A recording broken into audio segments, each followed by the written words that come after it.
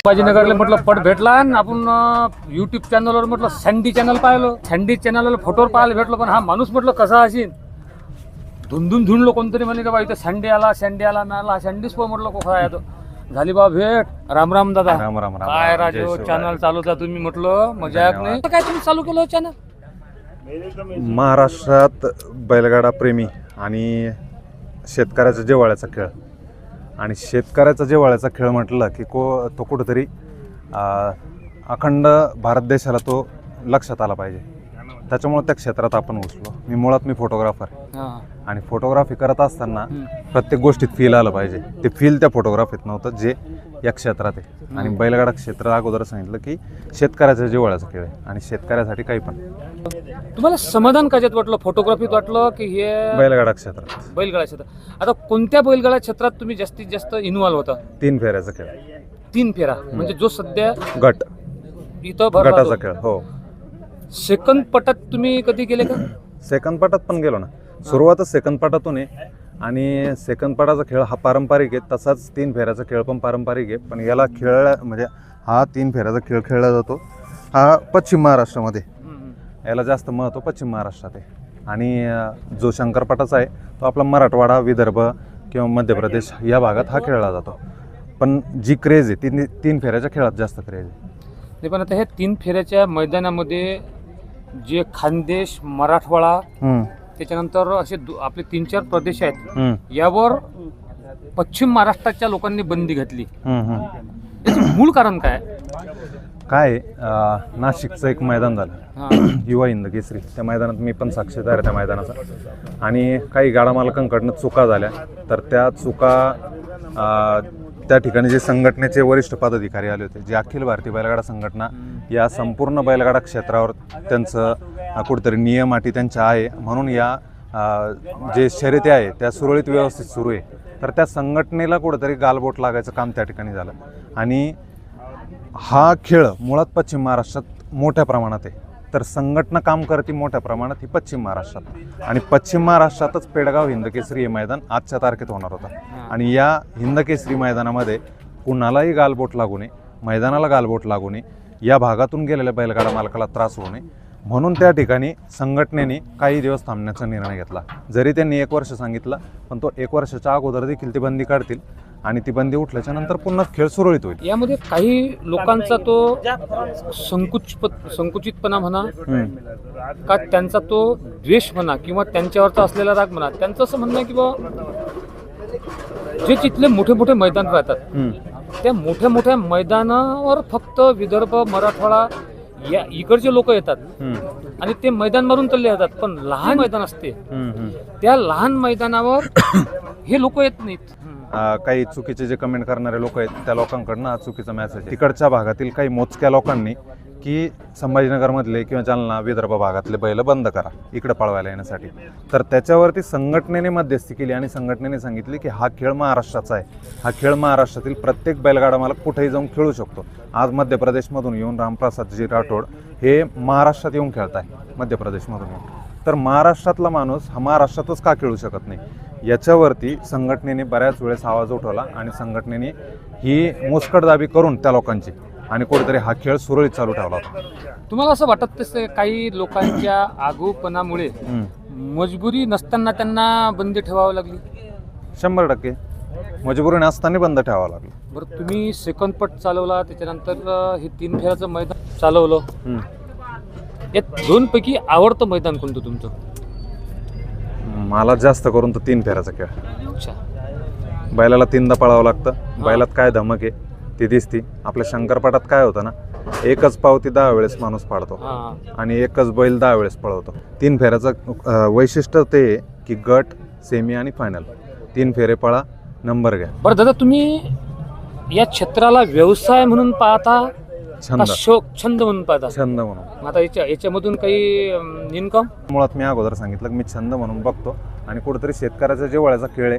बैलगाडा मालक हा वरती आला पाहिजे. हा महाराष्ट्रातच नाही तर भारतभर याची प्रसिद्धी झाली पाहिजे. याच्यासाठी आपल्याला सॅटिस्फॅक्शन आहे, सॅटिस्फाईड आपण आहे, संपला विषय. आता तुम्हाला जवळजवळ किती वर्ष झाले या क्षेत्रात तुम्ही आले? मला 1 वर्ष झाला फक्त. या 1 वर्षात सर्वोत्कृष्ट मैदान की तुमच्या स्मरणात राहील यूट्यूबवर त्यांचं प्रक्षेपण करताना किंवा व्हिडिओ बनवताना असं कोणतं मैदान आणि कोणती बैलजोडी आणि कोणाची? सुरुवातीला मला इन्कम सोर्स काहीच नव्हता, शून्य धरून त्याला. मग मी कमी खर्चात आपण जास्त खेळाला प्राधान्य कसं द्यायचं हे ठरवलं. मग एक सुरुवातीचं कासेगावचं हिंदकेसरी मानाचं मैदान, त्या मैदानामध्ये जाण्यास ठरवलं आणि ट्रॅव्हल्सने गेलो. आणि ते मैदान याच्यासाठी लक्षात आहे की मी कधीच ट्रॅव्हल्सनी प्रवास करत नाही, मला भीती वाटते. आणि त्याच दिवशी त्या ट्रॅव्हल्सचा ॲक्सिडेंट झाला, अपघात झाला. पण मला त्या ड्रायव्हरने वेळेवर पोहोचवलं. 7:30 वाजता मी मैदानात उतरलो आणि ते मैदान निर्विघ्न पार पाडलं. आणि पुन्हा संध्याकाळी दुसऱ्या 2 दिवसांनी मी इथले आमचे देवळाईचे समीर भाई आहे त्यांच्या गाडीत मी परत बैलाच्या गाडीत म्हणजे प्रवास केला. ते एक मैदान माझ्या आयुष्यभर लक्षात राहील. दुसरं मैदान मागच्या वर्षी गाडीच्या ॲक्सिडेंटमुळे. आणि त्याच्यानंतर मी कधीच ट्रॅव्हल्सने प्रवास नाही केला. मी बैल कोणते या बैलगाडा क्षेत्रात खऱ्या अर्थानं जर बघितलं तर ज्याला आपण देव संबोधतो. आणि ठीक आहे, तो 3 फेऱ्यातच खेळतोय, तो भाग वेगळा.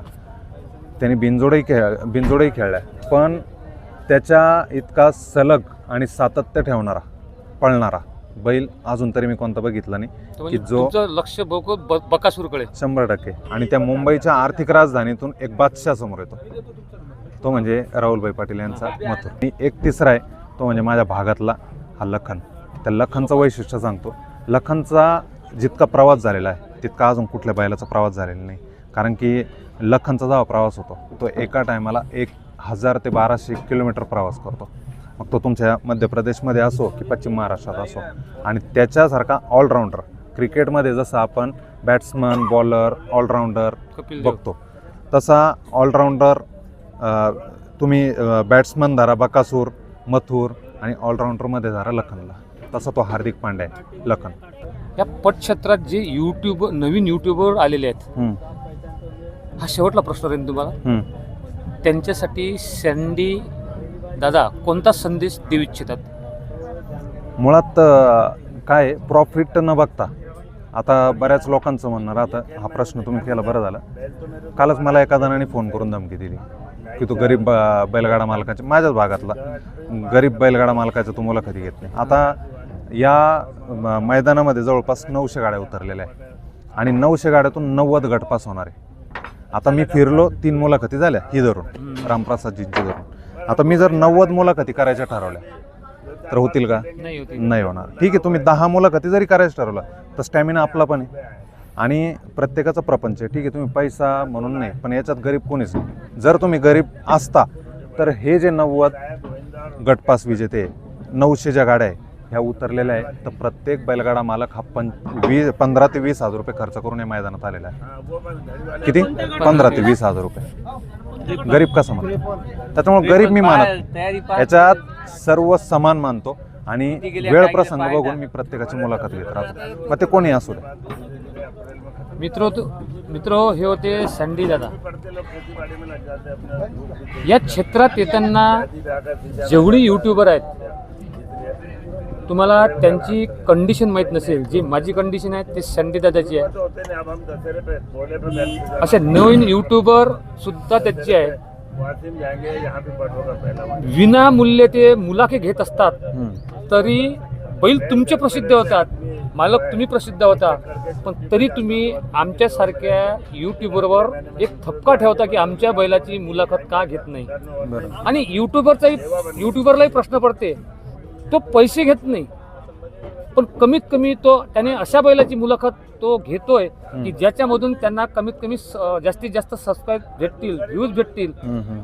आमच्या चॅनलला त्या व्हिडिओला जास्तीत जास्त व्ह्यूज आणि सबस्क्राईब जर मिळाला तोच आमच्यासाठी पैसा असतो. म्हणून मी बैल मालकांना एक विनंती करतो की कोणताच यूट्यूबर हा कोणाचा द्वेष करत नाही, पण त्याचं चॅनल चाललं पाहिजे. त्याच्यासाठीच ते प्रसिद्ध जे बैल असतात त्यांचाच यूट्यूबवर मुलाखत घेतात, हे आपण लक्षात घ्या. धन्यवाद. मुळात एक जाता एक शेवटचं उत्तर देतो की जे बैल 1 नंबर करतात, 1 नंबर ते 10 नंबर किंवा 7 नंबर 9 नंबर असे आपण पारितोषिक काढतो. त्याच्यातला आपण वैशिष्ट्यपूर्ण कोणाला मानतो, महत्त्वाचं कोणाला मानतो? 1 2 3 ते संपूर्ण जे गुलालात राहतात ते. आता गटपासवाला जर म्हटलं की बाबा माझ्या बैलाची मुलाखत, नेमकं त्याच्या बैलाचं वैशिष्ट्य, त्याच्या बैलाचा इतिहास, या गोष्टी सगळ्या महत्त्वाच्या राहतात. तुमच्या बैलाचं कर्तृत्व कधी समोर येतं, ज्यावेळेस तो फायनलचा मानकरी होतो. त्याच्यामुळे प्रत्येक बैलगाडा मालकाने या अपेक्षा केल्या पाहिजे की आपला बैल जोपर्यंत गुलालात राहत नाही, तो क्वार्टरचा गुलाल असू द्या की तो मेगाचा गुलाल राहू द्या की फायनलचा गुलाल राहू द्या, पण तो गुलालात राहायला पाहिजे. त्याचं कर्तृत्व तिथं सिद्ध होतं. त्याला लोकांना सांगायला बेस्ट वाटतं की बाबा माझा बैल आज फायनलला राहिला, आणि ती मुलाखत करायला कुठेतरी आपल्यासारख्या यूट्यूबरला हे सोपं वाटतं. मुळात या क्षेत्रात अगोदर सांगितलं, हे मनोरंजन विश्व आहे. मनोरंजन म्हणून आपण या खेळाकडे बघतो. याच्यात कुठल्याच प्रकारचं अर्निंग बाकीच्या इतर चॅनलसारखं नसतं. त्याच्यामुळं शक्यतो आपणही एखाद्या बैलगाडा मालकाची खरंच जर तो बैल पळतोय तर त्याची मुलाखत करताना 2 पैसे त्याच्याकडून चार्ज करा. त्याचा बैल जर तुम्ही प्रसिद्धीत आणताय तर तुम्ही त्याच्याकडून चार्ज करा, तो चार्ज घ्या, त्याला बोलून घ्या, पण त्याचा खरंच इतिहास असेल तर घ्या. धन्यवाद दादा. धन्यवाद गन्ना का दादा. फन्ना युट्यूब चॅनलवर धन्यवाद. तुमच्यासारख्या मोठ्या माणसांनी मुलाखत केली, तुमच्या, मलाही धन्य वाटलं. आणि लोकांपर्यंत बा संदीप भैया, गणेश साखरे, गन्ना का फन्ना एकत्र बसले, ही समाधान वाटेल. नमस्कार. नक्कीच या गन्ना का फन्ना चॅनलला आपल्या चॅनलचे जे सबस्क्रायबर किंवा आपले प्रेक्षक बघत असतील तर नक्कीच दादांच्या चॅनलला सबस्क्राईब करा. धन्यवाद. जय शिवराय.